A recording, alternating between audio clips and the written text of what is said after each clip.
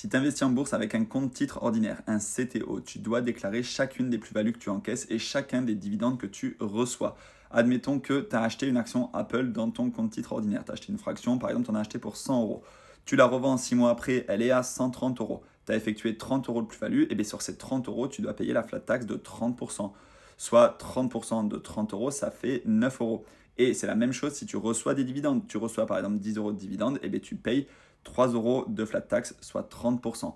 Ça se fait chaque année lors de ta déclaration fiscale, mais si ton compte titre est directement lié à ta déclaration fiscale, peut-être qu'il peut y avoir un transfert automatique. En attendant, sur compte titre, on peut aussi reporter les moins-values. Si tu as encaissé des moins-values, d'une année sur l'autre, tu peux les reporter. Mais le plus simple, c'est quand même d'avoir un PEA, un plan d'épargne en action, parce que c'est un vaste flot fiscal. À l'intérieur, tu reçois des dividendes, tu encaisses des plus-values, tu vends des actions, tu rachètes des actions, etc. Peu importe, tant que ça reste dans le PEA, tu n'es pas taxé. Et quand ce sera à la sortie de ton PEA, enfin si ça sort, ça fait plus de 5 ans que c'est dans ton PEA, ça fera 17,2% d'impôt sur tes plus-values. Donc c'est pour ça que le PEA, c'est beaucoup plus intéressant pour commencer. Malheureusement, c'est réservé aux actions françaises et européennes. Voilà, si tu veux le code Boursorama, je te le mets juste ici pour ouvrir ton PEA. Et sinon, n'hésite pas si tu as d'autres questions dans les commentaires.